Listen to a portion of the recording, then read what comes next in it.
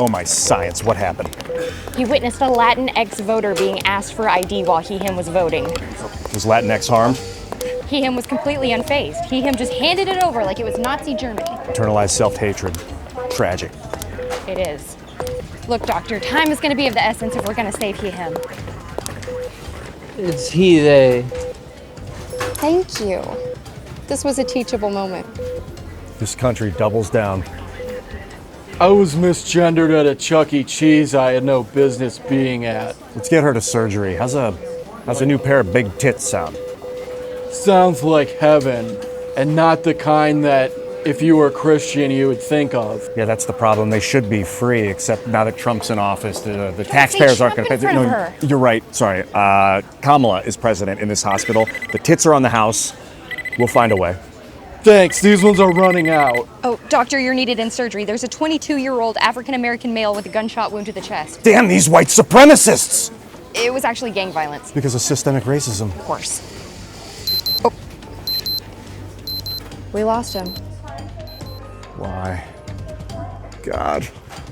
Why do we keep losing these young people of color?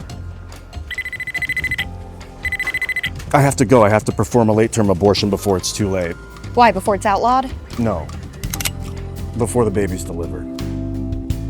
There goes my hero. Watch him as he goes. He's ordinary.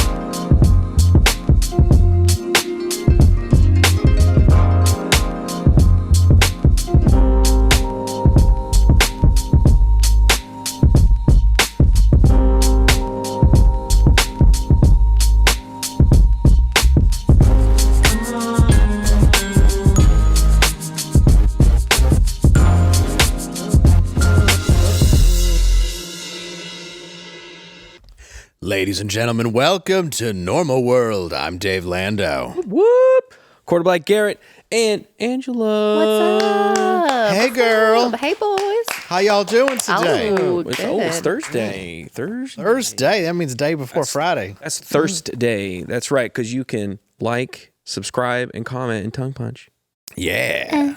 Oh, right there. Or watch about a movie about a bunch of kids going to get beer in the inner city at comedygenie.us. comedygeni.us. Check out The King of Detroit. And also, see me this weekend at Levity Live in Huntsville or November 23rd at the Premier Center in Clinton Township, Michigan. It will go to Children's Hospital, the proceeds. And November 28th and 29th, Alpharetta, Georgia. It is a fundraiser for people that have been affected by Agent Orange and everything else that has to do with war, military, and haven't been taken care of by the VA. 100% of everything goes to them. So please come out to that show. Do you show up on the scene early before the ambulance arrives and film them? Is that what that poster was? I did. That's what happened. Okay. Yeah. It was a real photo. That was a real photo. They used to call me Nightcrawler. Oh, that's actually a good nickname. Cool jacket. Yeah, it was very nice. Very nice. I murdered women. Oh. Anyway, so where can we find you? Oh, Naked Garrett, my YouTube channel. You can find my YouTube videos there. New video coming out pretty soon. Angela? I am also on YouTube as Angela Does Horror, all one word. I do horror movie reviews, and I've got like 4 up right now, so it's a new channel. Check it out. Very nice. Thanks. Very nice. Yeah. Dave also has a YouTube channel, if you didn't know that. I do. Check his out. Channel. Yeah, it's Go subscribe. I think it's Dave Landau Comedy, maybe. That's that thing. That's Yep. Yeah. You'll find it. Or comedian, Dave Landau Comedian. I got to think about it. Oh yeah. I just wanted Dave Landau. I don't want to, Some other guy had it. some other Dave Landau. Dude. But I have DaveLandau.com. All right. Oh. I got on that train early, son. Early. Hey, Dave. You know who we have on the show? Is he from Timcast IRL as well as Twitch? You would be correct. Ian Crossland. Hi, buddy. Back to the show. Thanks for having me. Good to be here. Thanks You so were much. excellent in the sketch we just saw. Oh, I want to see it. Yeah. So good. Looking forward to it. That was fun. It just happened just now. Yeah. Just like that. Yeah. Just played it. Part of it. So fun. You're always Fun. great in sketches. Oh, there's so much fun to do. I want to do it for a living. That's all I want to do. That's We not. did That's too. hyperbolic. but- Yeah, we did too. We did too. It just turns out, it's how the cookie crumbles. We got hired for that. Yeah. What happened? So, huh? Ian, how are you? How you Let's feeling? just make movies, man. That's where I'm at. My head is there in the movie realm right now. I like doing talk shows. I love doing talk shows easy. 'Cause we can just sit back and be ourselves and relax, talk about whatever. But scripted comedy, even if it's like improv or like scripted improv or whatever, it's just, I don't know, man. It leaves a mark in the memory of man. And like, I still go back and watch. We were just talking about Predator earlier, like 40, 50-year-old movies I'll go back and watch. I was just watching The Godfather too. Like, to be able to leave a mark on society like that. I don't know why these 2-hour epics have such an impact on the human. The Godfather 2 also is the only sequel, or at least one of the few, that is equal to the first, and some could argue better. I haven't seen it all the way through. I was just watching clips of it on YouTube. I've still never seen it all the way through. The first Godfather? one. Yeah. Oh, you got to watch the whole You've thing. got to watch it all the way. Second one, Godfather 2. Yeah. You got to do a double feature, not a triple feature. And they shot him back like within the couple of years. Wait, of when was the second one made? It wasn't too long after. No, it was fairly right after. It was super successful, the first one. I mean, it was first Godfather, then I think he did Outsiders, and then came back and did Godfather 2. But yeah, they were like right next to each other. And then in 1990, or it was either 89 when they filmed it and it came out in 90 was The Godfather 3. And boy, Was it good? no. Oh, Really? no. No, it's too much. It's not like it's not the worst movie ever, but it's just not. You can't put it up to those first two films and make it seem like it holds any comparison. Like Pacino, I watched a clip from Godfather 3. He looks old. Obviously his hair's graying. He is older, obviously. And it just, he doesn't, when he was young, when he did Scarface and The Godfather and Godfather, there was something in his eyes where he's like, Dog Day Afternoon, too, is like, got that, like, energy. Panic in Needle Park. Yeah. He's more subdued. in the early And then he days.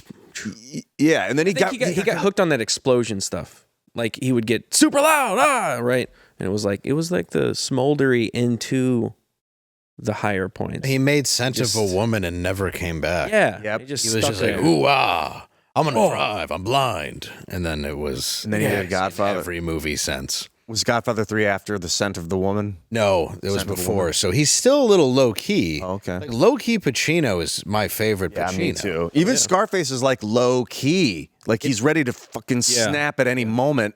The tension. And he does, but like, yeah, just a constant tension. Like he's always on coke, even when he's not. Like Yeah. the character's wonderful. Well, his speeches they're very much, they're more passionate than they are just yelling. So when he's just going off as Tony Montana, it's because he's like he's in like a coke haze, he's pissed off, but it all kind of makes sense to the situation. They've just sawed a guy apart in a hotel. You know what I mean? Like it all works, but for his emotions. But yeah, the emotional range in every movie he's done since. It's Dunkachino. yeah.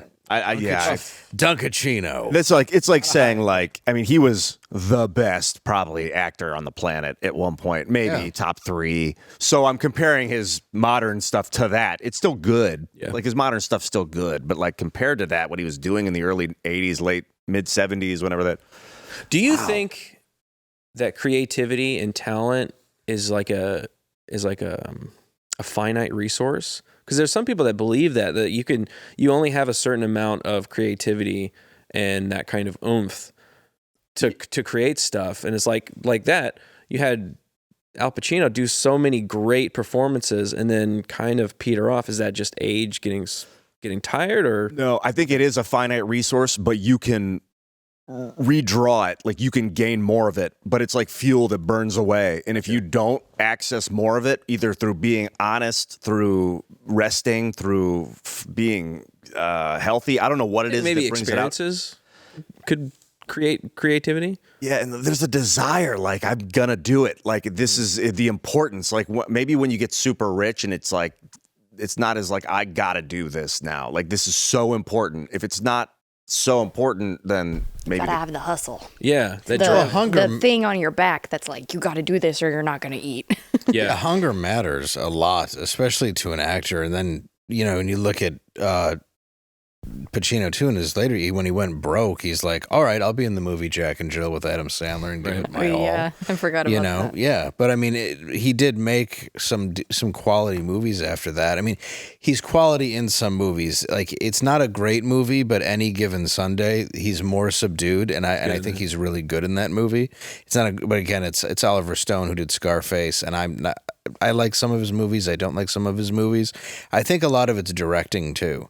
Like Francis Ford Coppola saw him in Panic in Needle Park and in a play and wanted to use him. They didn't want him at all because you have a no-name going up against Marlon Brando. Mm-hmm. Marlon Brando was a fading name at that point. So, and you have James Caan, who was pretty big at the time. So he's got to like hold his own against all these people, but he's got to be the brother who changes. I mean, the story of Michael Corleone through the beginning is an absolute, just brilliant masterpiece. It's a tragedy from somebody, who doesn't want to be in war to basically wiping out the other family. And I think it's so good the way that he plays it. But the director knew him and used him for his strengths. Okay, not his name. Yeah. Yeah, that's what it's all about. Finding and using talent. I don't care about names. I mean, I guess there is some value to having Brando in your movie, obviously. At that time, it didn't. I mean, they just went like he wasn't that old in that movie. Or late 60s, 70s. Yeah. Yeah, he was on the decline. Yeah, he had made he only did that movie too because Sinatra was pissed off at him or was angry at him because he sang one of Sinatra's songs in Guys and Dolls. So he only did that movie to piss off Sinatra because I'm trying to think of the guy's name, but the music star in it is Sinatra. That's who it's based on. Mm. Oh, okay. Because it's a true story. Sinatra did get he was part of a big band in the big band era, and the guy wouldn't let him out of his contract. So he had, I think it was Sam Giancana, show up and say, look, you can either put your brains, that's the offer you can't refuse. It's like you either can sign this with your name or, I can put your brains all over the contract, one or the other. And that's how Sinatra got out of the big band and was able to go solo and become huge. And he didn't want that getting out there because people knew that was based on him. So Brando only did it because he disliked Sinatra so much for getting pissed off at him over Guys and Dolls. I guess I said Brando. There's a value to having Brando in the movie. I just meant, and I didn't mean to pick on Marlon because I think he's a great actor, but like to get a big name in your movie. Yeah. Like I almost always of the mind of get the best talent, and then but then there's some people who's like get the most popular guy because then you can sell it, and then what's really good in there will get seen by more people. Yeah. So it's like I guess there's a balance. Those are the best producers that can balance those two things. They can pick the right people. Like you'll have so many great character actors that can hold a movie even if the star is not that great of an actor. They like most big name stars that used to be like the number one A-lister star couldn't really do anything. Like Will Smith, I don't think Will Smith can act that well. People like, Ali and all these things, and I don't think he was very good in Ali. It's all the other characters that are holding him up. Like, well, it's like if you watch, he's great. I love him on other stuff, but yeah. If you watch Boogie Nights, you have Mark Wahlberg, it's packed, and Burt Reynolds, but it's surrounded by the best character actors you can possibly have in any movie. You've got Philip Seymour Hoffman. Oh my gosh, H. Macy, Don Cheadle. Yep. Yeah, I mean, there's so many people in that movie that hold them up. And Burt was. It's sad that he didn't like that movie because besides Smokey and the Band, in which I think this is better. Like that was his best role. Yeah. I thought Boogie Nights was one of the best movies of the 90s. Ever. And the best thing that I heard that the only flaw to that movie, Tarantino was talking about it. It was like once they showed the movie that the guy made and it's like a piece of crap, it doesn't make any sense because Burt Reynolds is like this artistic director who really believes in the vision. Yeah. So the fact that the movie he makes is so awful doesn't really make sense. But otherwise, I think that movie's flawless. It's so good. Dude, when William H. Macy's wife is just getting Yeah, banged in the driveway and then he just goes inside and just blows his head off. Yeah, it's crazy. And then I Alfred lived Molina, is the coked out dude. Oh, dude. And Heather Graham just bashing that guy's head in with a skate. Great movie. like when I moved to Los Angeles after I saw that. Same with Swingers. I saw Swingers around that period of my excellent life. film. Great. So I moved to Los Angeles, and it really is like they captured the vibe of that city. They probably shot it in L.A. You get all that sunlight. There's something unique about the sun in L.A. and how you use it as like a light for your movies. It felt like the Valley. I wonder where it was shot, but it felt like the Valley. Yeah. Yeah, and it's got these like weird Hollywood Hills sense things. You're right about Will Smith. You mentioned because he was even with like Fresh Prince of Bel-Air, where I thought he was great. He had some great moments. Yeah. He had Carlton. What's his name? But the guy that plays his dad or his uncle, Uncle Phil. Oh, James Avery. Yeah, Avery's Alfonso great. Ribeiro. amazing. Mom is great in that show as well. Like, yeah, Which one? well, the first one. You know what I'm saying? The second one. But yeah, like Will Smith's great. He's a great leading man, but he's not a fantastic actor. So like a great producer and a great director and a great casting director can do that. They can fill around a cast of great actors that may not be huge names, but they're going to bring that interest from the audience while the lead character goes through all these situations. I always thought the same about Brad Pitt. I never really thought he was that great. No, I think he's I think very he's good. fantastic. Dude, I saw Yeah. Cool World and I thought, who's this terrible actor Hey, you in can't- Cool World? And then later they just started surrounding him with better actors, I guess. And then he started. He's great in Fight Club. No, but yeah, He's great Fight in Club Fight is where you kind of see his strength, and then Meet Joe Black, and then I mean, he's really got a lot more layers to him. Yeah, maybe. Especially in Burn After Reading. I really appreciate really good. his comedic. He has good comedic timing. He's Snatch? funny and he's funny. Snatch, Yeah, yeah. yeah. Snatch, I couldn't understand him. Wait, you really think? Is it just that he's hot and everyone loved him? 'cause he was hot? No, it's not that. I just want to suck on him.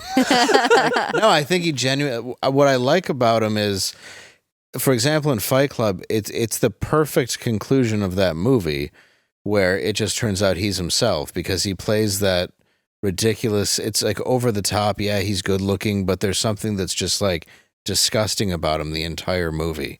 And that's just like the worst side of this guy, but also the best side. Like it's such and the stuff that he says, it resonates with you 20 years later when he just says stuff like, it just becomes when you own your possessions or your possessions own you. They end up owning Little stuff like, and when It's a great book, by the way. It Read is. that book. It's better than the movie. It's much better than the movie, and I love the movie. The what's his name in The Revenant? That guy.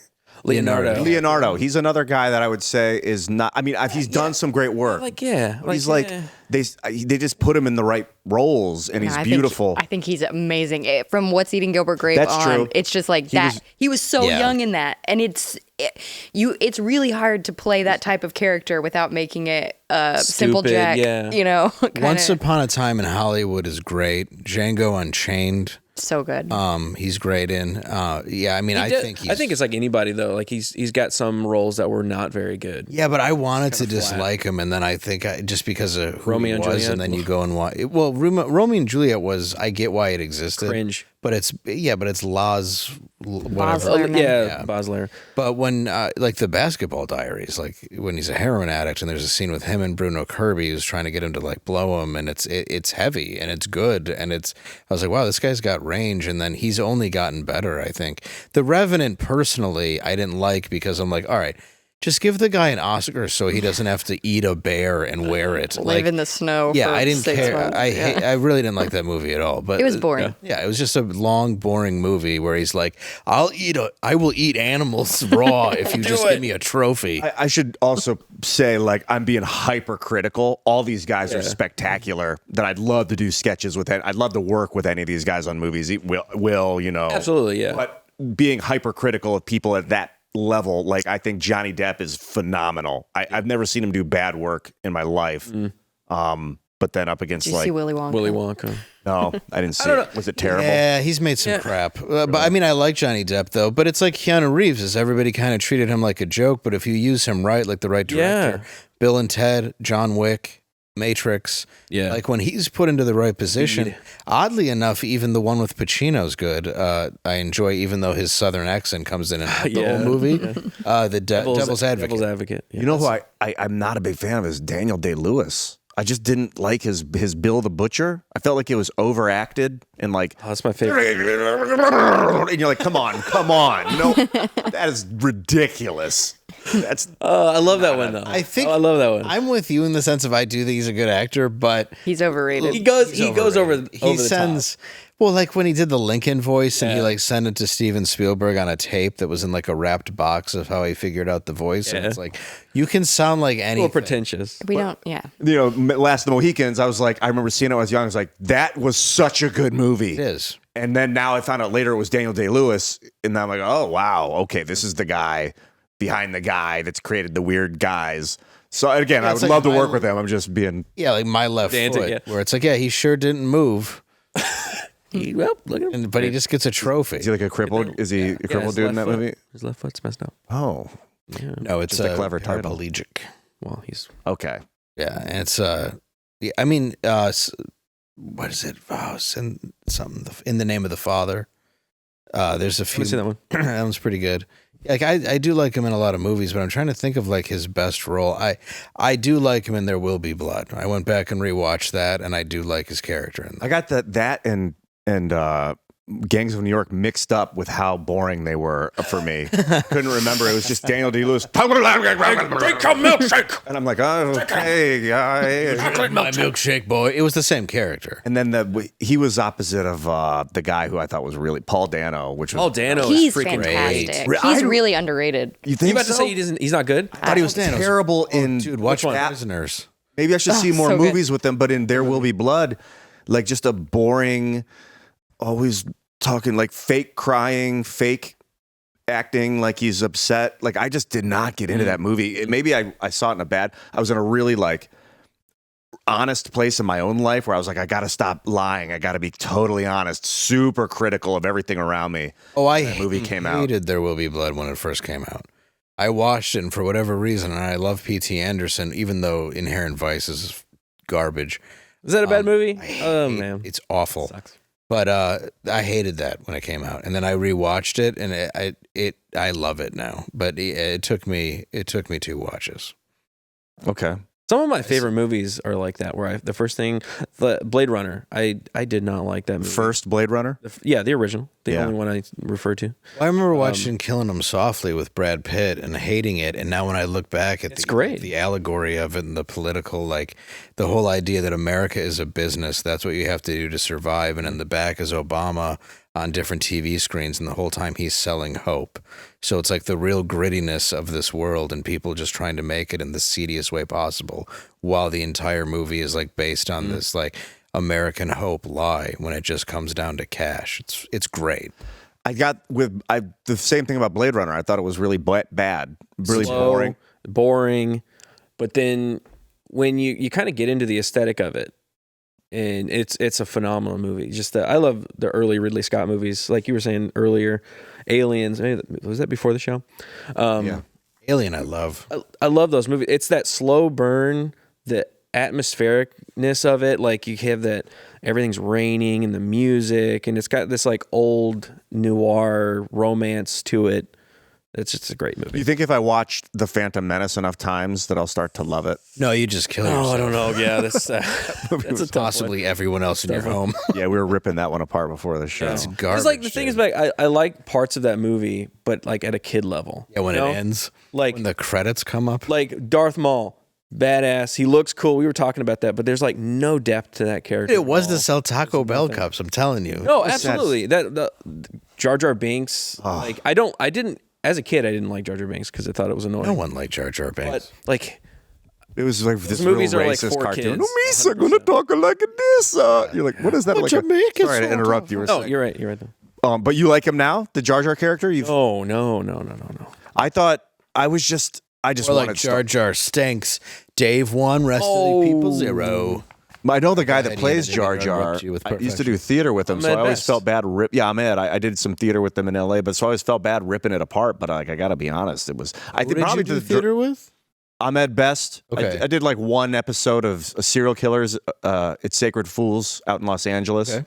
Met him through my buddy Henry Dittman, and he's so cool. Ahmed's awesome. Yeah, he seems like a cool dude. He's super cool, like a I great feel so guy, bad great for him father. because like everyone ripped into him for something that was personal to, because like that voice, the story is that that voice that he did was a voice he did for his like nieces and nephews when he'd read stories, and he did that for George, and George was like, yeah, do that.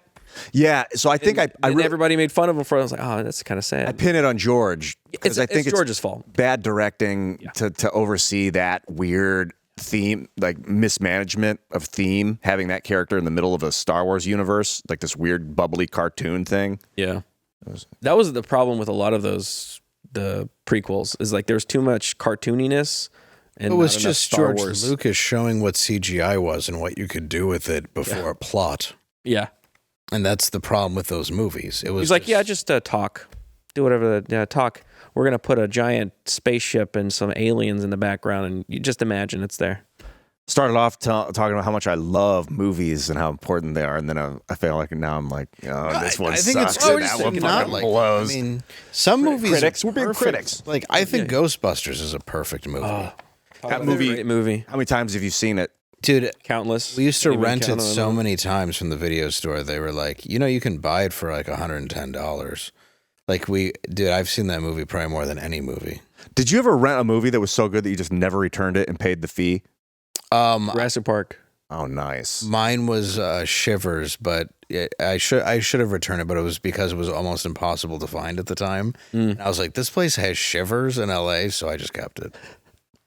I never did. I wanted to. I thought, why would I just, if the game's going to cost $60, I could just rent it and never give it back. Like Super Mario Brothers 3, I thought about it because it was so hard to rent when it first came out. Oh, yeah. It was like, couldn't even find it for a month. What was your go-to? Just watch The Wizard, too. Oh, Wizard. That's Wizard, bro. What was your go-to? Like if you went to Blockbuster, you were running in there, something that you're like, I need a good movie. Make me feel good. What is it? Man, Adventures in Babysitting. Yes. Could That's find a good it one, yeah. in the early days. Yes. Wayne's World, but I had it. I got a copy of it. So Yeah, I bought that when it came out. Wayne's World 2 as well. I like. both epics, truly. But let's see, what else was what are big ones? I think See, mine was National Lampoon's Vacation, Stripes, Uncle Buck, Nice. Planes, Trains, and Automobiles, Beverly Hills Cop, 48 Hours. Strange Brew was a Strange Brew. very I love popular Strange Brew. with my What's that? cousin. It's John Rick Candy. Moranis and Dave Thomas. Oh no, it's Dave Thomas. Yeah, it's not Yeah. John Candy. It's Dave Thomas. Yeah. I don't know that. It's really good. It's these two Canadian dudes. Well, they play Canadian dudes, and Okay. it's just stereotypical Canadian. Like, hey there, you Shenanigans. hoser. Yeah, from the SCTV. yeah. Yeah. Okay. They did a movie? Yeah. It's great. Watch this movie. I got to interview Dave Thomas once, and I had no idea this sketch existed. I was like, what's the best sketch you've ever done? And he said, it was Cooking with Cruising, and it's when Al Pacino's Cruising came out. So he's just dressed in all black leather and like sexually whipping a turkey and then like just stuffing it with his fists like Bruno Kirby on a swing. And I was like, this is so ballsy for like the Canadian 80s. air. Yeah. Yeah. He's just fisting a turkey saying it's like so brilliant. But yeah, Strange Brew was one of my favorites as well. We used to watch that a lot. The first Batman movie, that was a very popular one. I bought it the second it came out, though. Ooh. Yeah. Such a good movie. Because that was when they first started, you could buy tapes finally. Because it used to be so much money, and then all of a sudden they would mass produce them. You'd have to wait a year, but then, they'd like that. And I remember waiting at the video store for Home Alone. Oh, yeah. I saw that in the theater like 3 times. Yeah. And we waited there like we were pissing off the lady. Yeah. It was like, you can come back. I'll save you a copy. We're like, no, I don't trust you. We're going to be here. We were also big fans of Beetlejuice. Oh, big time. Oh, yeah. Did you guys have 2 VCRs where you could actually rent a movie and then tape it? Absolutely. We didn't have the have 2. that. We also had it's a luxury. camera that did that as well. Yeah. Yeah. With the camcorder, the VHS. Yeah, you level. could. Yeah. Man, that was high tech. Yep. High level. You know what's high tech? What is? Undertag. Undertag is high tech? Undertag. It's high tech, bro. They wick away disgusting bacteria. They're also soft as a I didn't even know baby's. we had an Undertag ad today. We do. And what I'm sometimes wearing I like to talk about it when they don't even pay me to talk about it because it's so freaking good. I went to Peru. Yeah, look. I went to Peru. You're wearing them. I'm wearing them right wearing now. Undertech. I went to Peru. I took a pair of inferior underwear because I ran out of underwear. Dude. I wore all my Undertech, and then I had to wear this other pair of underwear. Disgusting. It was horrible. I had blow out the backside of them like you wouldn't believe. Undertech is so comfortable. No joke. It will change your life. What is the greatest thing about this Undertech? This is the first I've heard of it. It's boxer unbelievably briefs. comfortable. Sorry. Comfortable, dude. Go ahead, please. I know you know it. Well, I can't. What's in them? I guess I couldn't really explain, but it's modal, yeah, which I think comes from a magic place, and it's 50% more moisture wicking than cotton. It's antibacterial and it's way softer. Plus, they now have women's Undertech, and Angela got a pair. What did you think? I love them. I am constantly making my husband jealous with them, and I keep telling him to get his own pair. He's got to get them. They're so They worth kind of it. fit. They're like boy short kind, So we get them. Yeah. Sometimes they get mixed in with his laundry, and he's And he like, puts them on, and he's like, Do they, or is he so just comfortable. taking them? he might be just taking them. They're that comfortable. I I'm would. telling you, ladies, they're really freaking good. I don't want to wear any underwear other than Undertech. Literally. Like whenever I look at my pile, I'm like, I just go for Undertech. I'm not joking. He had an Undertech hoodie on yesterday. Dude, the Undertech hoodie is so soft. You know when you get a hoodie and it's soft the first day, and then you wash it and it's got all those little pill buttons on it, and it doesn't feel as soft. This doesn't. It doesn't change after the wash. I think it gets softer. Really. I love having some like a brand that you can promo that you actually love. I love Undertech. Dude, I absolutely love it. Like unabashedly love this shit. Yeah, it's So my. good. I don't want to say. I guess you can't say favorite sponsor, but I mean, I'm just saying if we were to say top one. If they were like hanging off of a cliff and I had to choose one, Undertech. I mean, look, undertech.com, that's where you go. That's undertech.com. You want to get 20% off site-wide by using the code NORMAL20. That's NORMAL20. Look at those. See how it's got like a cupping that cools the whole area. I need that. There's no stick. It feels like you're not wearing underwear in like the best possible way. It feels like you're just laying in a bed. It's better than not wearing underwear. It's Clouds. Yeah, it is better than not wearing underwear. Wow. But they're like supportive too. Yeah. You know what I mean? Yeah, They don't- like whenever I'm down, it cheers me They don't right bunch up. up. They don't bunch up. Sometimes you have those. And the waistband they'll get doesn't all up in your- bend. Yes, it doesn't get Yeah. It doesn't get all. Yeah. I don't understand how they do it. I really don't. So please go normal 20, get you 20% I'm off. telling you, it's worth it because you're going to keep them for like 30 years. Yeah, you're gonna wear them down. Get them, Undertech. I promise you're going to like. And I've had people come up to me and be in the audience at my shows now who show me that they're wearing the underwear and can't thank me enough. That's hot. Dude, it Way. is That's the way. something. Undertech. Dude, I did have a woman, though, ask me, a couple. And they were like, "Oh, do you have your Undertech on?" And I did, and they did. Oh, Yeah. love connection. For real. And then I signed it with my fist. Right in her puss. All right. Like the like button. Speaking of puss, Share that. Yeah, speaking of puss, guys, when life hands you lemons, quit. After a nationwide, I don't know, just your repudiation. repudiation. That's what you Is that might wanna call it. call it. Sure. Repudiation. After a nationwide, we realize it's all crap. But of corporate media, CNN anchor and Kohl's catalog model Don Lemon has announced he is leaving X in a move that will inevitably make Van Jones weep. Let's take a look. Hi, everyone. I have loved connecting with all of you on Twitter and then on X for all of these years. But it's time for me to leave the platform. Oh no. I once believed that it was a place for I honest debate I forgot and you were here. discussion, transparency, and free speech. But I now feel it does not serve that purpose.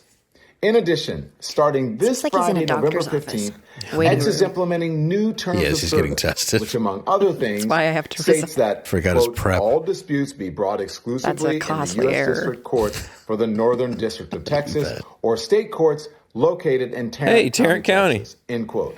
The full terms of service can be found on my written statement or on the X website. Now, as the Washington Post recently reported on X's decision to change the terms, this, quote, ensures that such lawsuits will be heard in courthouses that are a hub for conservatives, which experts say could make it easier for X to shield itself from litigation and punish critics. Where were they before? I think that speaks for itself. You can find me on YouTube at The Don Lemon Show. Sounded like a or on suicide TikTok note. and Facebook at Don Lemon. And on He actually Instagram put up a and suicide Blue note. Sky Are you serious? at Don Yes. Lemon Official. I'll show it to you I in a minute. hope you will join me there. Thanks. No thanks. Let's see the suicide note that he put up. Oh, wow. Wow. It's a lot to say, basically what he just said in that video. So he's worried about... We have good news, though. Okay, please. The 4 people interested in what he has to say can still find him on Facebook, Instagram, TikTok, and Threa, I guess? Whatever that is. Blue Sky. Whatever that is. So sad to see Don go. Welcome back. We'll welcome him back next month. Yeah, well, yeah. Congratulations, Doesn't get Don. any interaction. Thanks for the announcement, sir. Yeah, he's really... Yeah, so what he's upset about is... Fairness? I would assume he can't lie on it all the He's time. still butthurt about the He's Elon mad. Musk interview. Yeah. Oh, yeah, that's right. I forgot about that. Dragged on that one. He's upset that they're moving their headquarters to Texas, where they have more favorable legal counsel. Right. Yeah. It's like, where was it before? It was in a democratically held district, I'm sure. He was like, Where you get benefits. Like, they're moving it to Texas, where conservative, and I guess all that speaks for itself. That's basically what his argument. Where there's less taxes. It's so weird that a giant company would go somewhere with less taxes, which is, again, somehow we're supposed to believe that's bad for everyone else. unheard of. Man, that's just like... I honestly forgot he was there. Yeah, like I guess you could argue it's pathetic that you got to make a big announcement, unless he's trying to drive a boycott. But he's like doing that smarmy smile, like I'm just gonna leave. Like you don't have to tell us, dude. Just stop using the platform, bro. Right. Yeah. Thanks. I think it's maybe they do it in his defense just because immediately there's going to be a bunch of Don Lemon accounts once they realize he's missing. Oh, yeah, you Artists could take gonna be over. tweeting out stuff, but I mean, they're not going to say anything dumber than he does. That's true. Yeah, and he's on TikTok. You guys use TikTok? He's on TikTok. No. I do, but I hate it. I try. I don't do it a lot. I intentionally have never made an account only because they were like, it's CCP spyware. And I'm like, Everything well, is. yeah, I at that intentionally point, didn't make an account because I saw all of the lip syncing videos and I was like, I don't want to be associated with that. So, you've kept your tactical distance. yeah, exactly. Yeah, there's a girl. And then I heard the CCP stuff. I was like, yeah. There's a girl who's Call. worth like $13 million for blowing bubbles. Really? Yeah, Michael Jackson's Monkey. No, but it was really just, I don't know why that came out. That's how AIDS But yeah, started. it is how AIDS started. That was patient zero. Yeah. I'm surprised you knew that. I didn't know. He's a trivia master. Yeah, he's good. Usually. Best. Second you start dressing him in those Elton John jackets. Yeah. right out the when window. temperature goes up. That's He's how going he out got at the night. creativity. Yeah. So, why is your ass so red? You're not a baboon. What's on? What's going on down there? I might make a TikTok account. I can't decide. Jury's out on me. I hope that they ban it. You know what they should do is make them open up their source code if they want to function in the States. Any foreign social network, in my opinion, should have to have open source code to become, because otherwise they can use it as a weapon, Yeah. like as a social engineering tool. Like Google's being used. Exactly. And then that would be like open the door to maybe doing the same thing to Google. Be like, look, if you want to serve the people, show them what you're giving them. Yeah. Don't just give them hidden ingredients. It's got to be a fair system if it's going to be monetized and you're going to be in all these different districts. YouTube is a funny way too, because they pretend that they're not an editorialized company, but they also have, if you want to avoid getting demonetized, just send us our video and then we'll tell you how to avoid them. That sounds like editing. And also featuring. Like even if it's Featuring, algorithmic featuring, it's promoting content, which is sort of an editorial decision. Whether you're outsourcing it to an algorithm, the platform's still doing it. Right. I agree. That's How we get that out. it's an interesting new frontier of defining platform. Exactly, because Google's on that edge. It's on Finding the free speech. absolute edge, yeah. I like the idea of making them all obey the laws of America. Like if you're based in America, the platform was invented in America, you're here, you should then apply America's laws to, like, the Constitution to your platform. Yeah, and it sort of is reverse engineering law. Like Yeah. it's de facto deciding how we interact. It's like the law might say one thing on the piece of paper, but then when the technology is implemented, that's the reality of what's happening. And so it's Google and Alphabet's behavior is controlling the way the entire world interacts now. It's almost like they're a new source of, like, I don't know, you wouldn't call it law, more of like function. Like law is supposed to dictate function. Yeah. But the actual technology is dictating the function. So they're in a position where they can kind of like remediate and control the way we all start to legalize this global pattern. I think it came from because we had the internet, and the internet was like this, it's this fun thing. You get on the computer and you can message people. You could send them an electronic mail. That's fun. But it wasn't treated as like another space of existing. But now we treat it, because we're so connected with our phones and we do everything online.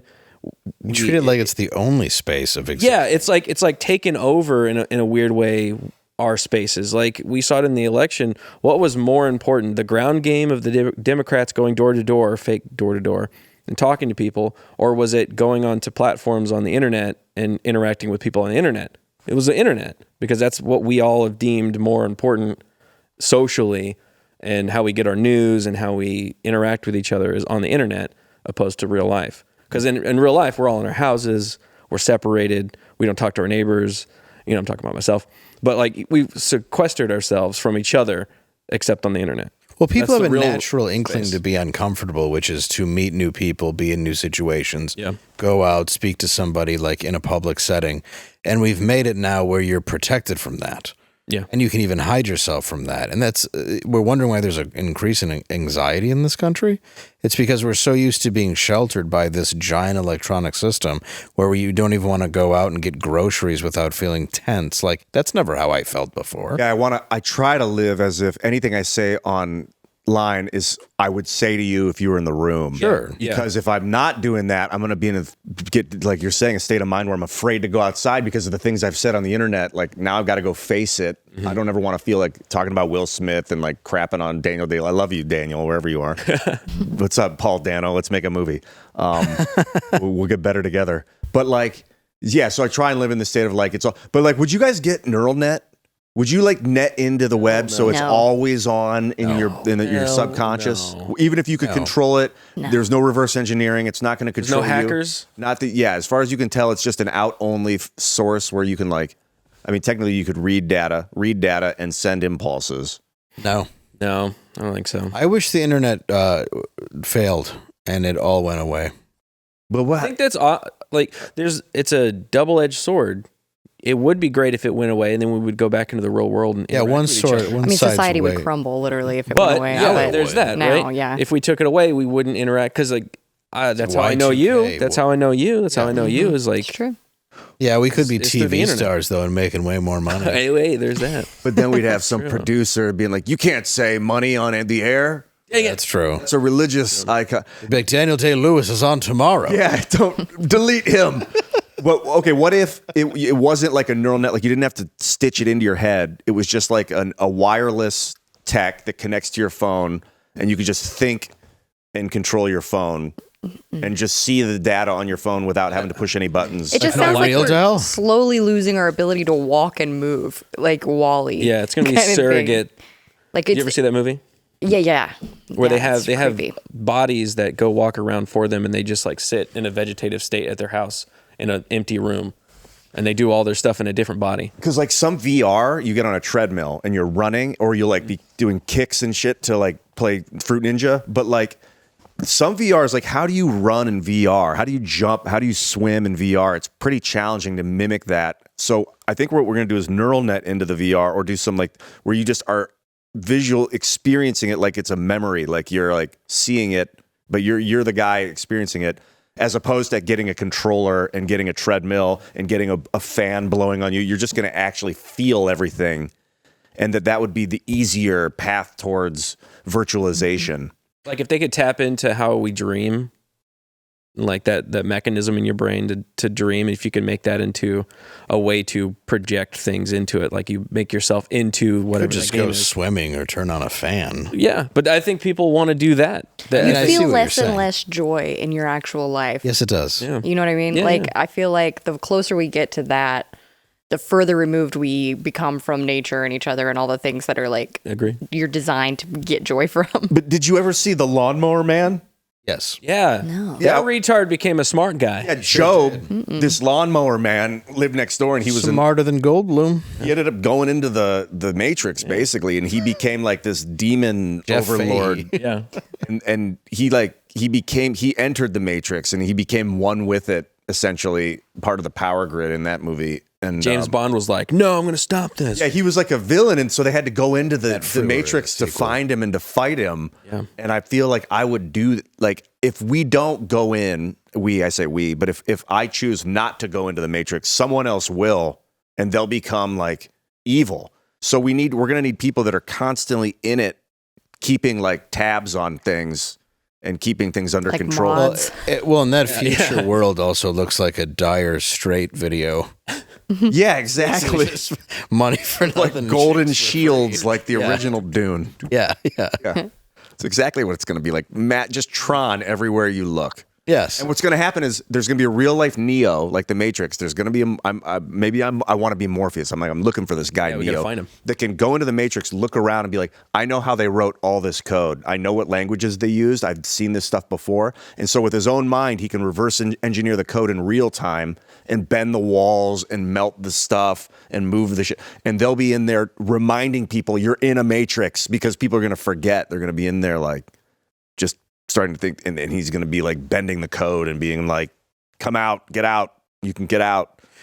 Well, people think every movie they watch is real. Characters they see on TV is real. You know, like people believe that, and they've believed that for a long time. So putting somebody in these situations that make it reality is very dangerous. And I mean, you can see an uptick in people going crazy, crime, shootings. I mean, there has to be some correlation to all of this by building these pretend worlds that so many insanely graphic things happen, and then it's put into the like mind of a person who thought soap operas were real. I mean, that can be very dangerous, I think. Absolutely. I think it currently is very dangerous. I mean, reality is subjective. Well, too, I just so saw that's true. on election Are we night, here? We don't know. On election night, some girl in Seattle killed her father. I saw that. Because she was so distraught with the outcome of the election. She was And that's described like- as a power lesbian. What in that I don't even know article. what that means. I don't know what that means is a either. power? I mean, maybe we can be informed on that. Put that in the comments below. But like that, she's in Seattle. Like because I nothing's don't know going to happen to you in what it Seattle is. if you're on the left side and you're lesbian. Seattle is like the best place for you to be. So why do you think that an outcome like the president is going to affect you so bad that you need to kill somebody? Like that is pure internet.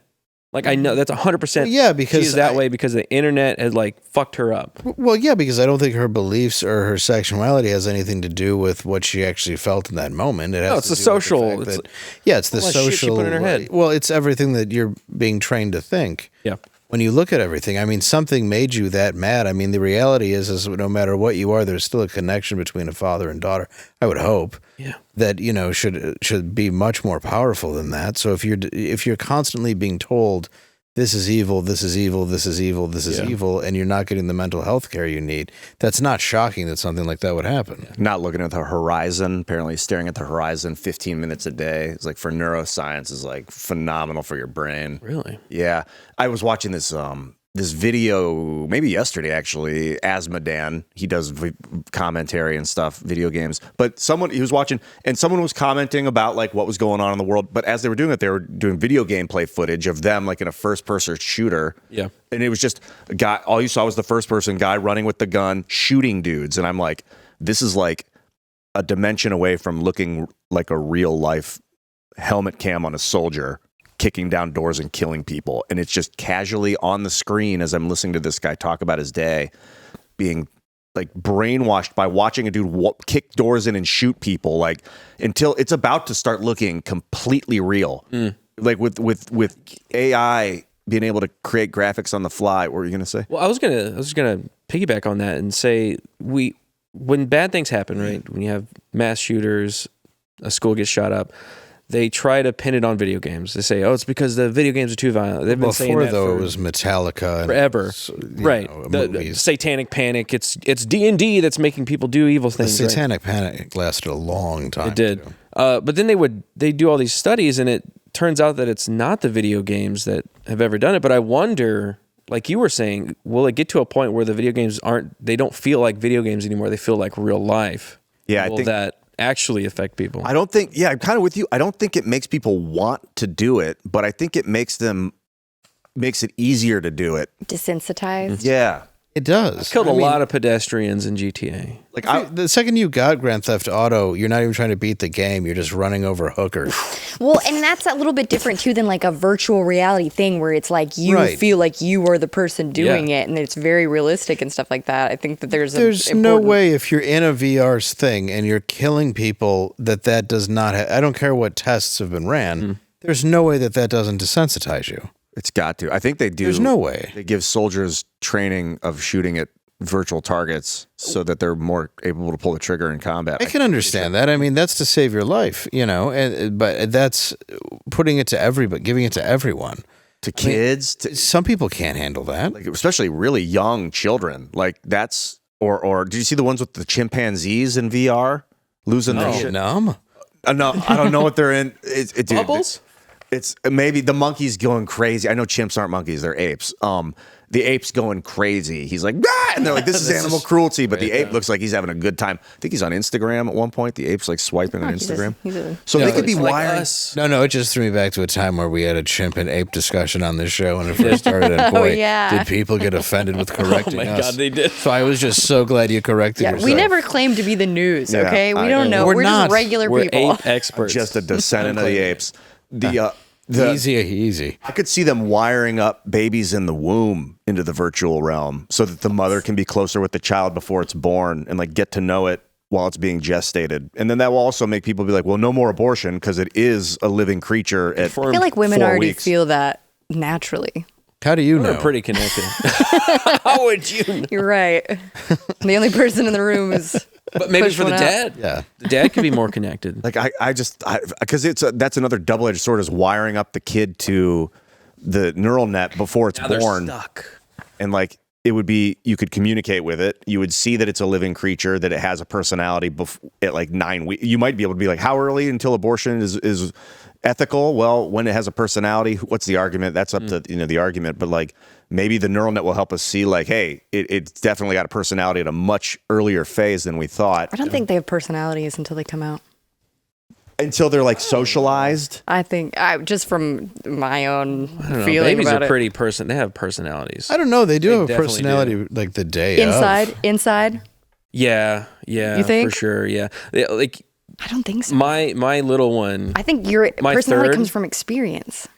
I don't know. Existing. I think a little bit comes because like my brother and I, we grew up together, very close, and we're very different people. So it's like, I think there's a little bit of column A, column B. Yeah. But like my Nature, nurture kind of third thing. child, my daughter, she was aggressive in the womb. She was like all the time, and she's like that outside. So it's like I wonder if there's like something of that.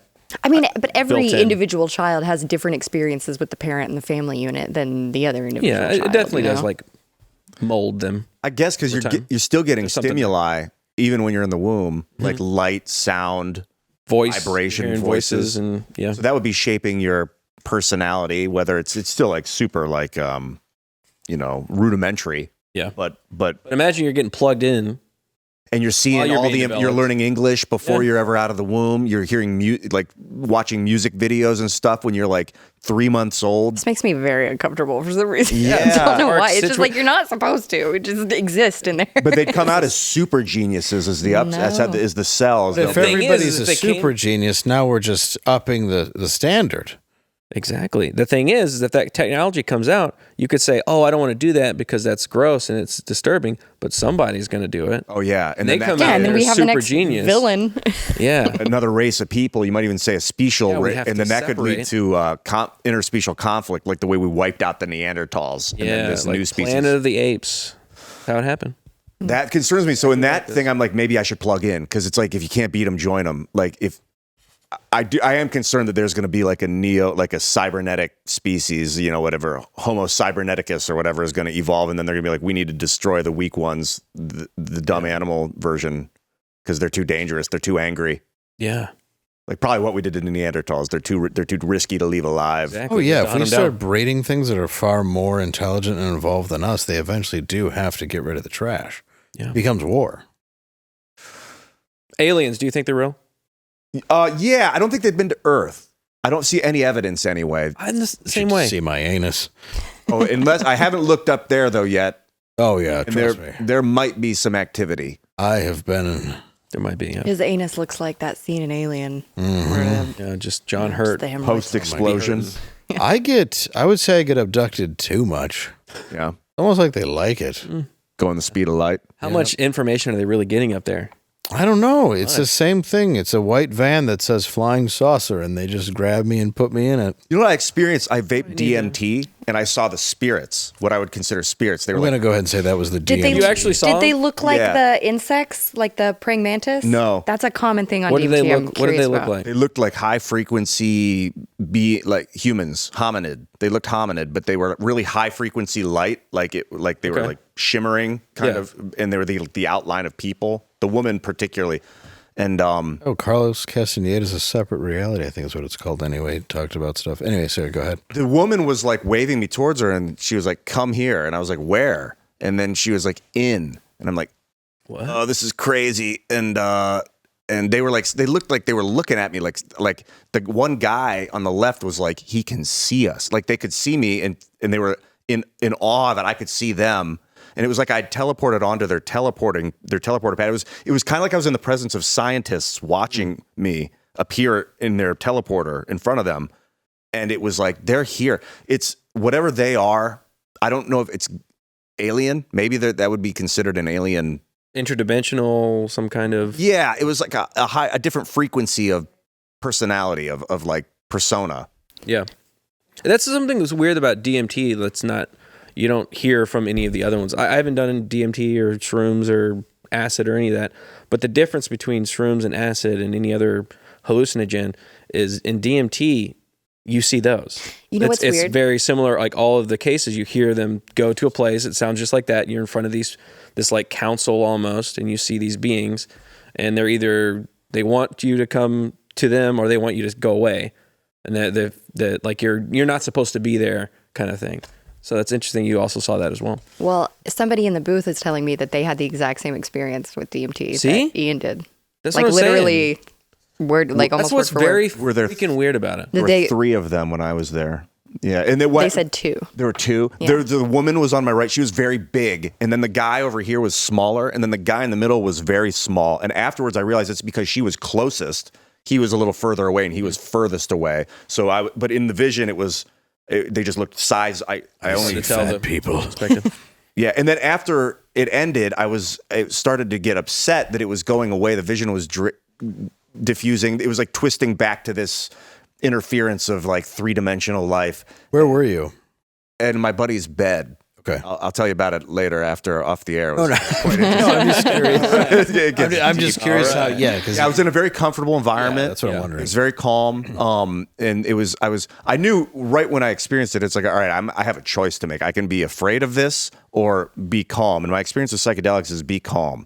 And so you have to choose fear, and you will regret it. if you choose fear, they seem demonic. They give you your experience. They reflect your own experience. So I chose love, and they were very loving. Any hallucination will. Yeah, that way. that's exactly. Yeah. It's a repercussion of my own mentality. Yeah. And when I chose at the end not to be upset, and I was like, you know what? Just relax, let it go. They're still here. Another woman appeared and said thank you, and was very gracious that I didn't decide to be upset that it went away, that I lost. So that was another. So there's a 4th entity there. That baffles me, man. I don't know what that is. It something that all of our brains just seem to click into when we do that very specific substance that we produce in our own, pineal gland? Like that's weird. Maybe Like why? I had this Why do we all say the same thing? like while we're dreaming, maybe that's who they are in our dreams, is those people, if they're Entity people. things. Yeah, I had a dream with I was doing an episode of IRL with Tim Poole, and Elon Musk was on the show, and me and Elon were talking a lot, and Tim was like just listening, kind of like, okay, whatever, they're going to do their thing, and he was like listening, and Elon was talking to me, and then I woke up, and as I was waking up, Elon kept talking to me. The dream was still going, even though I was awake. And his voice started to go like, and I was like, whoa, reality is dampening my ability to perceive the dream state. But it was still happening. He was still present. It was still present, but so it's still here now. But this thing It's is like in your subconscious. It's like a detached, there's you present now, and then there's a subconscious, and that was kind of like your subconscious being connected to your present mind, and then it disconnects again. Yes, subconscious. It could be the subconscious. There might be a lot of different layers of subconscious. And then these entities that interfere with the subconscious, like if the subconscious is our frequency vibrating off like the Schumann resonance of the earth, we're sharing this collective subconscious or whatever. Yeah. That these like a radio, like we're all radios tapping into the same frequency. Well, there's a molecular connection to everything. Right, yeah. And to everyone. And I mean, I've always found that fascinating, but also, there could be different dimensions. There could be there's reasons why parts of our brain don't work. There's stuff I think we're not supposed to know. I believe in ghosts, aliens, everything, but it's like, I think we live in a world that there's a lot of stuff that can be inhabited. Yeah. There could be a lot of things going on around us that we don't see and we don't even know. Yeah. Like, I think, I don't know, it could be anything. Like, the idea, it's a drug fucking with your brain. Right. First and foremost, but some of that stuff goes a lot deeper. Even peyote I've done, things that people used to do to connect to different spirit worlds. What was the peyote experience like? It was the first time it was a little dark, and then the second time it was more enjoyable. I was with friends, and it was unique, but it wasn't something that I enjoyed enough to want to keep doing. Was it you just pure peyote, or did you have other chemicals? Peyote, yeah. Mescaline. I've done mescaline gel tabs that were mixed with acid. The only way to many fly. times. So It's the only way to fly. That one was nuts, dude. I did that in my school. Like, all the lockers turned red, and it was nuts. oh, Lord, did it tap you into the spirit realm, the peyote? Felt like it, yeah. Like, you could see like different glowing faces, and it just made you feel. I don't know. It was a really bizarre trip because it wasn't like acid, and mushrooms and acid, depending on the potency of the mushroom, to me, can be a bit alike. And this was a different feeling, even though you did have the body buzz, but the hallucinations were a lot more powerful. Imagine you're on the plains of Texas. You've been here, your family's been here for thousands and thousands and thousands of years. And that's all you know is your small group of 50 people, 100 people maybe, in your tribe, and you see stuff like that. That's what I mean. That's It is a separate reality. That's what. Yeah, you're seeing a different world, and that it also allows you to see your own life. It's almost like you're out of your body, looking at yourself and what you've done. It's it's magical in a lot of ways. It was great, because like if you take acid and mushrooms, you can go watch a band, you can go have fun. Yeah. You can really like peyote is. I don't know. It's a very introverted drug, even though you're doing it with other people. like introspective, like you then suck into your own brain. Yeah. Is that what you're? That's what I mean. Yeah. And like where with acid, you're like, at least for me, it was always like laughing with friends, having a good time. Mushrooms were the exact same way for me. I think that the human body is like a probe, and that high frequency being is where we are. Is what we are, and we take these probes and we gather data, and we're constantly transmitting it back to the spirit, to the source data, which has a hard time, to this God, which is whatever it is, a vortex or a vacuum, like the center of the universe. Like Nassim Haramein is this physicist that's calculated that every proton is 2 protons revolving around each other at the speed of light and depositing information into the vacuum, while the other one pops back out of the vacuum and gives you a relocalization of information. And so at the center of that is a black hole. And so this black hole force is God, like reversing entropy. It's pulling, and so it exists in the macro at the center of the universe and the galaxy and the solar system. Technically, at the center of the sun is, I believe, a black hole, what they think, at the center of every proton. So like you're with, but the spirits are something else. We also don't, I mean, we only live in linear time. Right. Where there's all these other ways of time existing, or where it doesn't exist, or, like even biblically, it doesn't exist in the same way. So, I mean, all those things that take up the universe. Like, we could be moving faster right now. Some people say we are moving faster right now, scientists, and life is just moving faster, but we can't feel that. We don't know the difference. We're just on the same floating rock. What if it is? What if that's when you feel like, man, that year went really quick?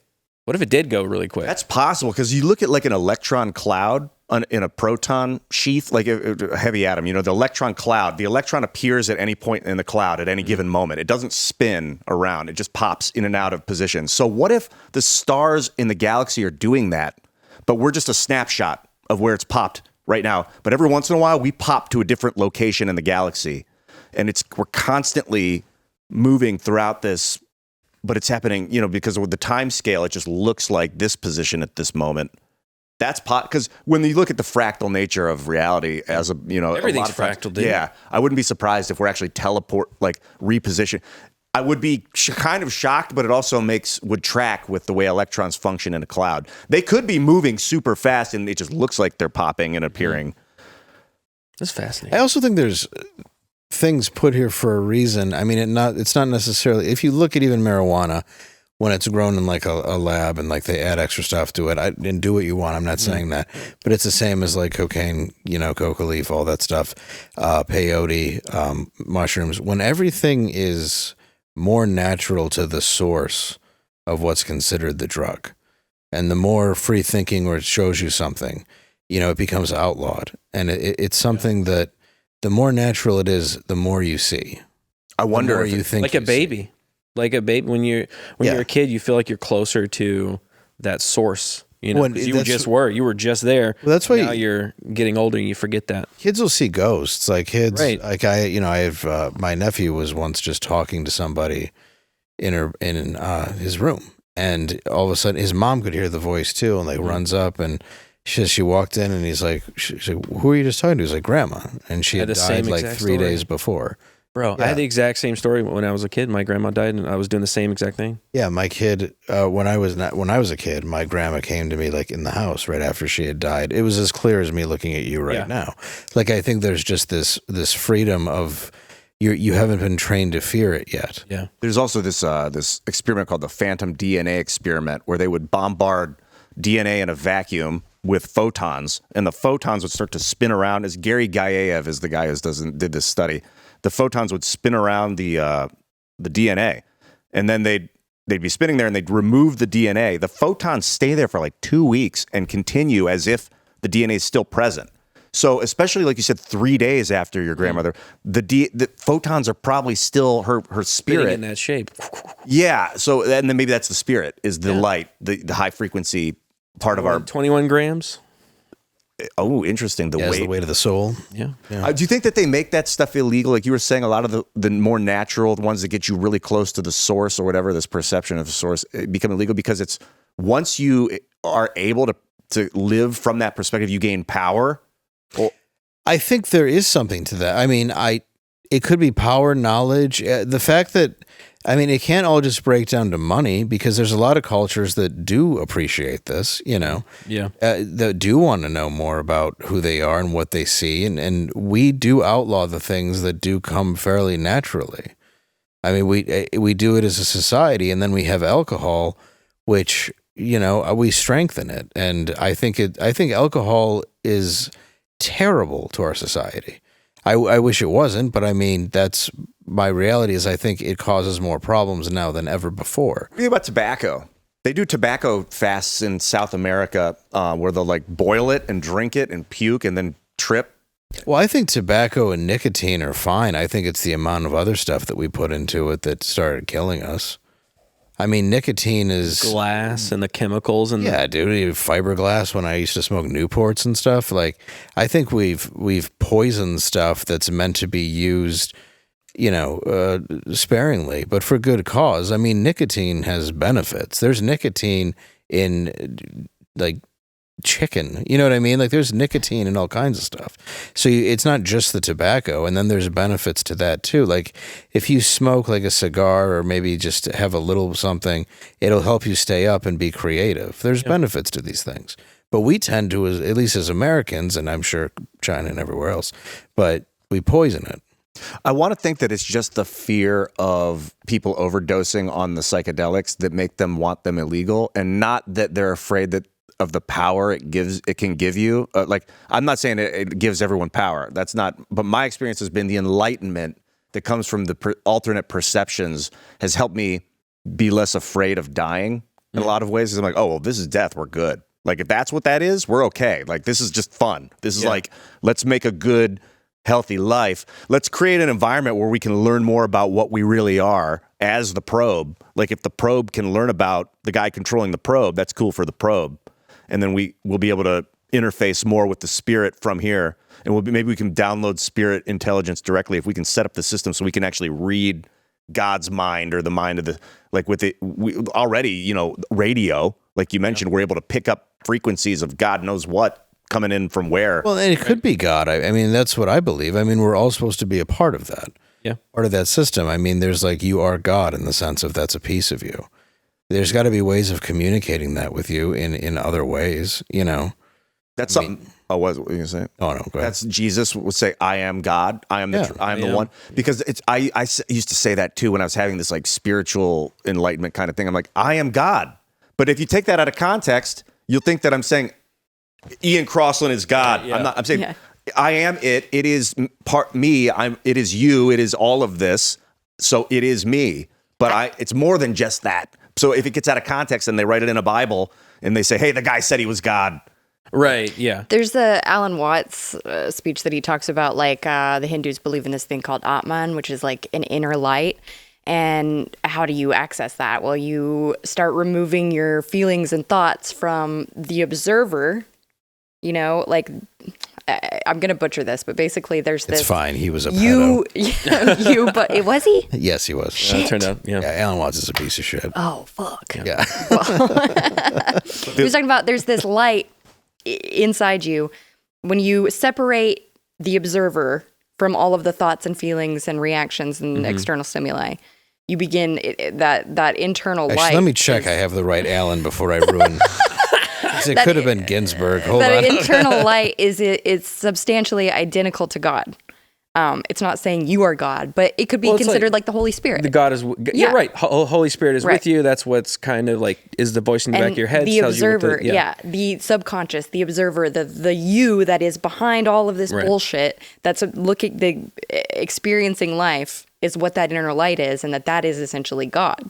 And I like that. I think that's cool. I love that. I love that explanation. When I was a kid, that's when I knew that there was something else. It wasn't that there was no God. It wasn't like we were just here and we die and we go to nothing.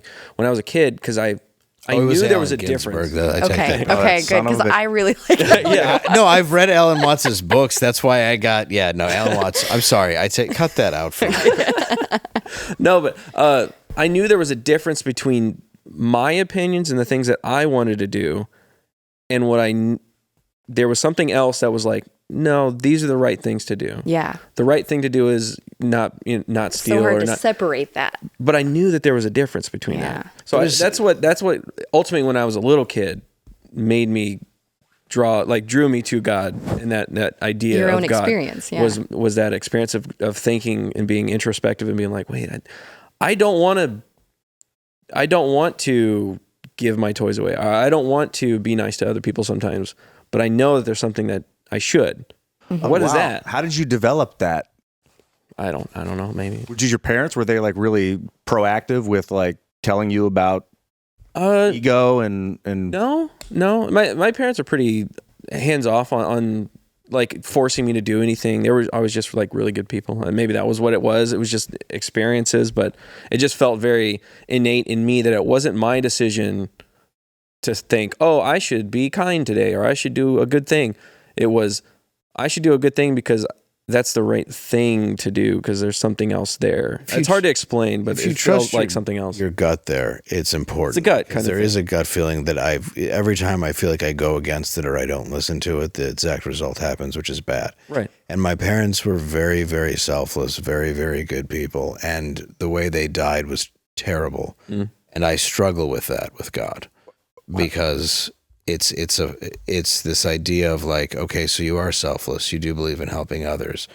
My mom dedicated her life to helping others. And it's like you do so much for other people, but then it's like these still horrible things happen. But to me, there's like this idea of like, if you still have your faith inside of tragedy and you realize that this is just part of this chaos that we sort of live in, it's like, I'm trying to think of the line. It's like, people think God is an architect, but he's more like a pipe bomb ready to explode, which is Jason Isbell's song. And it's like you kind of look at that where we are living in a space where good and bad and things happen. Yeah. And like there is that voice that I think is talking to you most of the time, trying to steer you in some positive direction. And even though things happen to you, there's parts that want to take you away from any of that love or any of that idea that there's something good. Like it's very easy for me at times in my life to follow the wrong path, knowing the whole time I was doing it deliberately. You know, and I don't know, there's a voice there that I think there's more than this. There's more than where we're at. Do you ever talk to God? Yeah. When I started making YouTube videos in the early, like 06, I was like, what would Jesus do if he had this technology? I got to carry the torch. I got to do what that guy would have done and keep going. So I started being honest. Well, I started like spreading the 4 Agreements, was a book I was reading, having read to me at the time. Cool book. Check it out. It's by Toltec Wisdom. Always do your best. Be impeccable with your word. Don't take anything personally, and don't make assumptions. Very stoic. Yeah, they're pretty good. When you're talking about Marcus Aurelius, it got me thinking about those. But I decided to be honest. I started being honest. I started telling people when I would have weird thoughts would come into my head, I'd be honest about it, and it was humiliating. But then I stopped getting intrusive thoughts because those were the thoughts that kept recycling, and all of a sudden it's like, and then I realized later, I was doing confession. I confessed and I would tell about the bad things I did in my past on video to the world. And then they no longer influence me. So I can think clear thoughts now. I can have entire conversations with my thoughts without an interruption. And I can do it to God without the word, without the mouth. And it responds. It like shows me a video. I'll be like, I'll think it. What do I do? Before I even finish the thought, it knows what I'm asking. And it shows me a vision of myself doing something. Yeah. What's the idea of, you're asking, and then a lot of the reason why you're putting that out there is you're looking for forgiveness, and the hardest thing is actually forgiving yourself. And that's something that I struggle with. Like, I have this idea that God forgives me. I don't forgive me.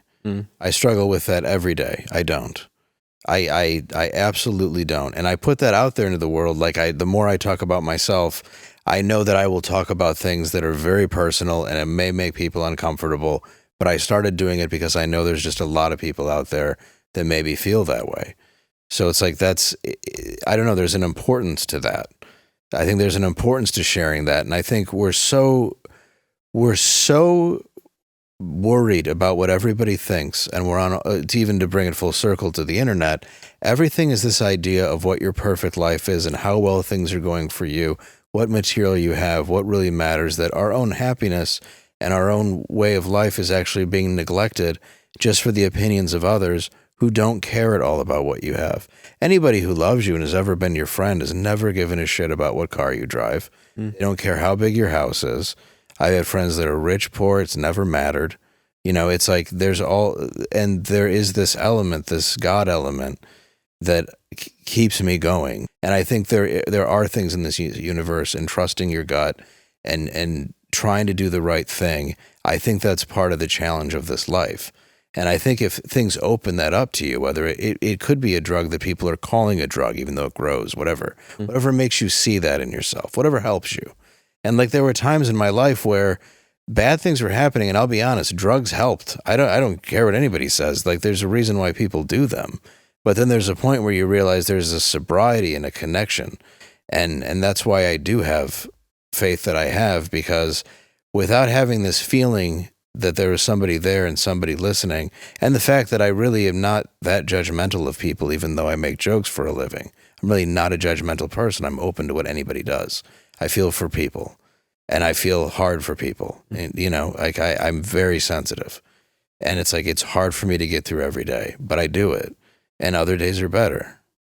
Do you think that forgiving yourself, is like, the act of forgiving is, what I'm wondering is, I'm going to ask a leading question, is it just like being a better person moving forward, like massaging a tense muscle? You can't go back and undo the thing that made it tense, but like just focus, like how do you do it? What's your practice? You can be a better person moving forward, and that's exercise, taking care of yourself, being nicer to people, all of that. Like there's this idea that you can put stuff into practice. But the truth is it's accepting yourself. It's accepting what your flaws are. I mean, I think that's such a large meaning of life, is to learn who you are, what you're made of, and what you can be. I mean, I think that's such a big part of it, and it's learning how decent of a person you can be. Maybe it's just me, but it's like, it's not so much what you put into action, it's just willing to learn who you are, because I have to accept I'm a very dark person, and I'm very capable of doing a lot of bad shit. But I also accept the fact that I'm a very loving person and a very good person, and I choose to put other people before me, which then can also lead to sadness because they hurt you. So it's hard to really put into words. It's like, I think a lot of the meaning of life is finding yourself and finding that connection with the people who love you and the people who want to do this ride with you, and realizing what truly matters. And I think we're so distracted by what truly matters. Jordan Peterson does a lot of talks about the Bible and the meek. Apparently, meekness isn't weakness. Meekness is those that have pain and that the dark animal destructive capability, but choose not to wield it. Correct. Those are the ones that will inherit the earth. The danger, you need dangerous people. You have to. Yeah. I was going to say that. I think some people's goal or mission on earth is to be that person. To be the meek? No, to be the danger. Yeah, I think I became very dangerous when I got really angry. Like looking around when I was getting red pilled in like 2007, learning about the military industrial complex and the poisoning of our food supply and fiat currency. I was like, I think humans are a blight. I want to see them gone. And like, you start seeing human beings as a virus. Yeah. Pissed off. And that everybody has that feeling. That's a dark feeling. Like the willingness to subvert the entire system to watch it all dissipate. Yes. But like, I've also learned to overcome that and see the love and the beauty, whatever you want to call it, like the good things we can create. Goodness, yeah. And now I've got both. I'm like a gray Jedi. I have the dark and the light. And I wouldn't have it any other way. It's made me such a better actor. Like, I can actually cry. I can scream guttural, agonizing emotions, real, because I felt it now. Yeah. And before that, I was just like trying to be that guy. Pretending. So I wouldn't. And I mean, sorry, I didn't mean to interrupt you. I wouldn't change it. It's just it's a painful thing to have sometimes, but I wouldn't change it. But it's like the greatest trick the devil ever pulled was convincing the world he didn't exist. And what that means is there's no God either. And the easiest way to come to you is if you don't believe it's there. Yeah. The easiest way to make you vulnerable and susceptible to doing things that you don't want to do is if you have no hope. And that's why so many people have that feeling that you exactly had.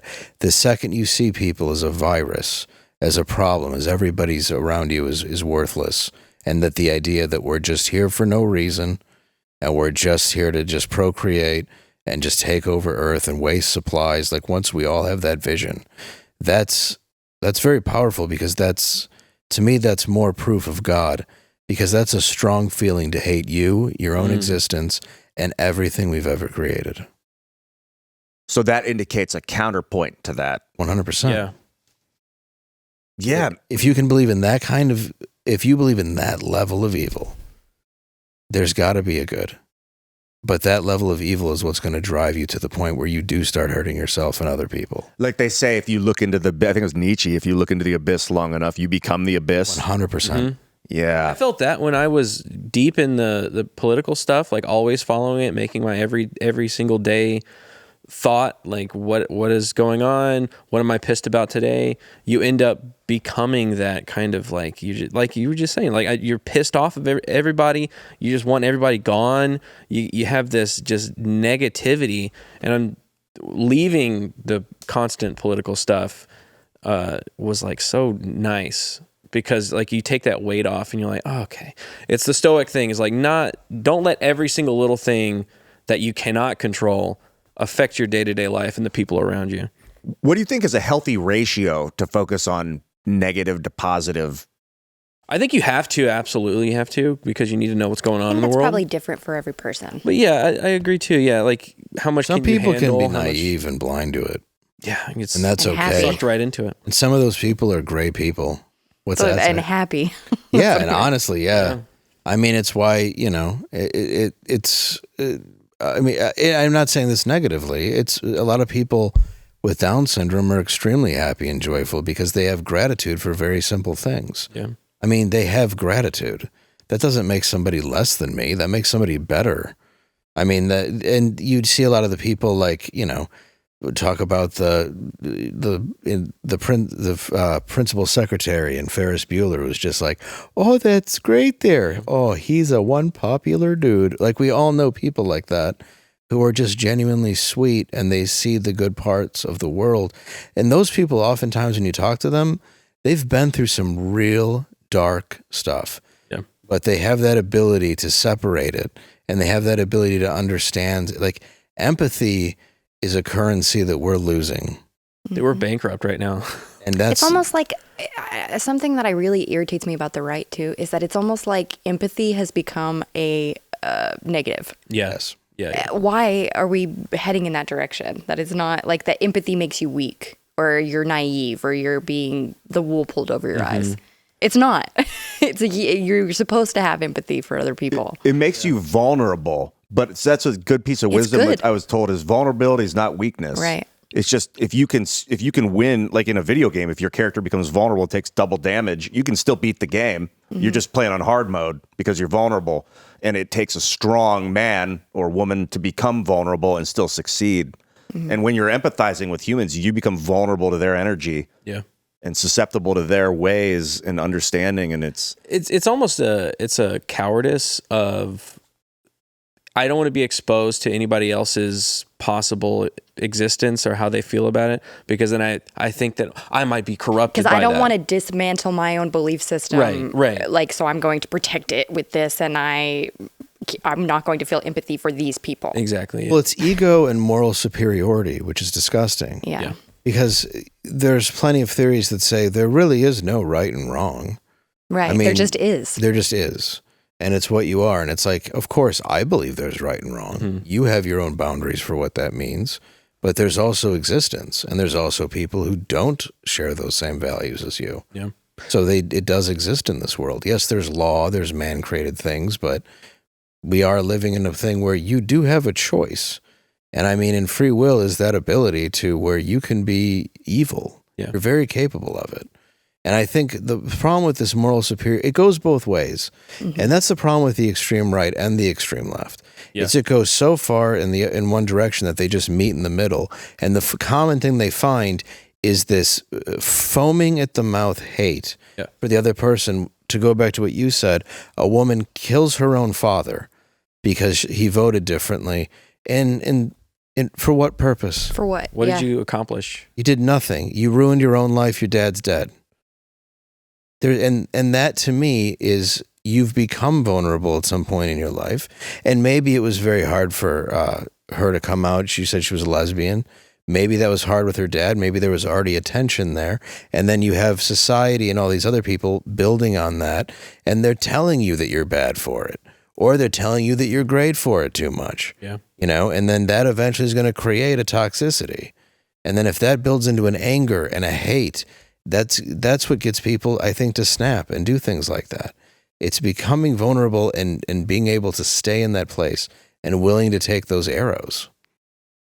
I think that when you guys are saying that there's like a lack of empathy kind of permeating right now, I think what's happening is, I don't want to always blame it on technology, correct, external things, but there's been terrible things before that, sure. Yeah, diversion of like looking away from the feel, like you start to feel sad. And this is when I was 4 years old, my cat died and I was crying, and I came and I started playing Atari and I stopped crying, and I was like, oh, if I ever want to not feel sad, I can play video games and look around now, like, not in addition to the Adderall or whatever the fuck the drugs are that are muting people's their amygdala, their emotional sensors. Being able to like, I'm starting to feel, let's look at my notifications. And like all of a sudden I'm not feeling anything anymore. Yeah. Like this negative electronic, I mean, they're literally electrons, negative energy flowing through this thing. Yeah, you found a positive outlet though, in a way where you were being distracted by doing something else, but now you're being distracted by the negativity. It's Yeah, 'cause easy. you look back at it and then you just get pissed off. Because most of what you're being given, it feels like, is trying to reinforce your worst beliefs. Oh, like Twitter. I mean, All that stuff. a lot of the politics. Not a lot of it, But a lot of it is material, advertising. This matters. This matters. how many likes did I get? Did anyone many new li- like? Do I know the people that liked my stuff? Yeah. That kind of stuff. That's a weird negative. Meanwhile, I'll go hang out with like one of my boys, and we'll sit there for 2 hours, not look at a phone, hang out, talk, and it's like it's one of the best experiences ever. And I'm like, oh my god, I forgot how much I love about this. that. Yeah. Crying too. I don't know. Not excessively. Where like I don't. If I'm crying, sometimes I just like. I don't believe in it, but go on. I don't want to like revel in it. Where it's like, I want to keep doing it, but it's like I don't know. It's a Sometimes detox. it's cathartic. comfortable. You know, it's good to do every once in a while. Yeah, I bottle stuff in, and then years later, when I'm alone, Yeah, crying alone's done fine. that. I would prefer to do it alone. I'm sorry, I just have that Gen X thing built into me where I'm like, hey, you're a man. Yeah, it's not that. You're I don't always care if calling it's me your crying. mom's funeral. Seems like it. I start crying on. I called you crying once, and I was bleeding. How many it's times have I every called you crying? A couple. What's the difference between crying and not Which is crying? fine.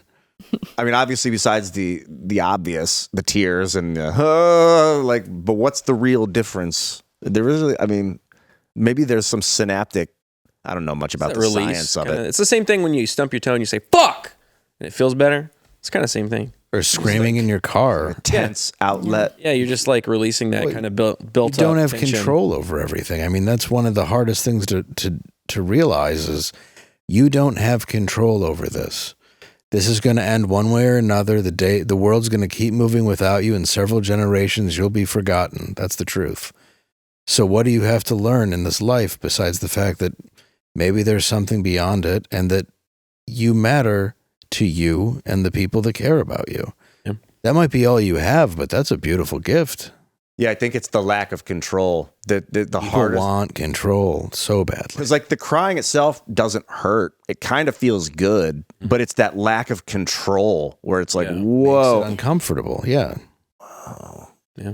And that's I like it. why the lack of control can come out in other ways, which is addiction and all this other stuff. There's a lot. Anger. And the reason why you're even drinking or doing things is to control the situation you're in, like you said, even with playing a video game through distraction. That's you attempting to control something that's uncontrollable. Then the thing that you're using to control goes out of control. Yeah, when you become addicted to the Right. control mechanism, you've lost control. Yeah. It just adds This layers. control mechanism, the body, Yes.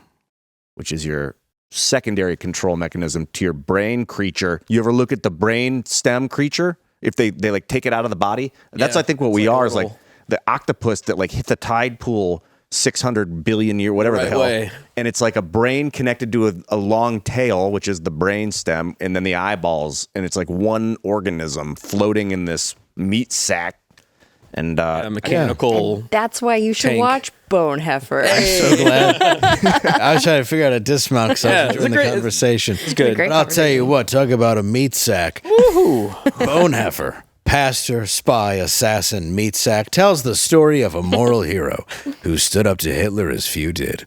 The movie is a powerful antidote to the rampant anti-Semitism sweeping the world today like the Macarena, which is why Angel is doing something a bit unexpected, announcing free tickets for anti-Semites. That's right. You heard it here first. People who are stupid enough to hate Jews for being Jews can watch Bone Heifer completely free. That's free, as in $0.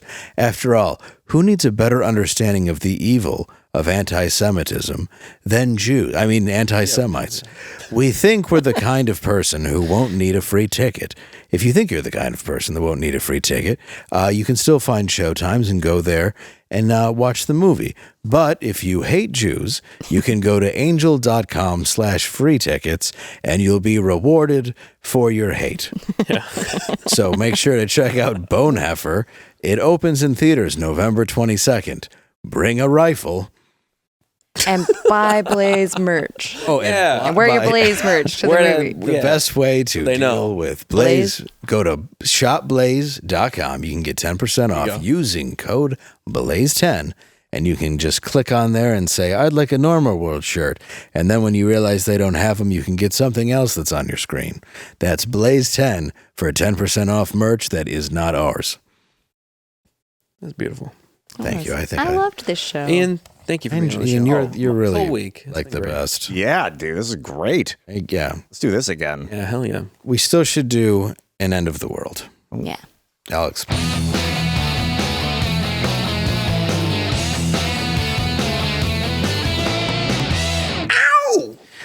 Actor and cannibal wannabe, Army Hammer. His mom got him a vasectomy for his 38th birthday, which is the nicest way to say, please don't make more of you. Lovely thing to get from your mom. What are some other bad gifts a mom could get their child? QB. Reverse vasectomy? Oh, that's true. I want you to Snip, spread snap, that snip, seed. Yeah. Untie that too. Flop and Bring it chop. together. All right. An Army Hammer cookbook. That's true. All bodies. What do you got? A late term abortion. That's solid. Extremely late. Final answer. Yeah. I'm going to... You don't have That's to go what to the she said. 50-50. I'm going to call a friend. I'm going to do 1,000 bottles of baby oil. Ah, yes. All right. Ladies and gentlemen, thank you for watching Normal World. We will be back here next week. Same time, same place. See you next Tuesday.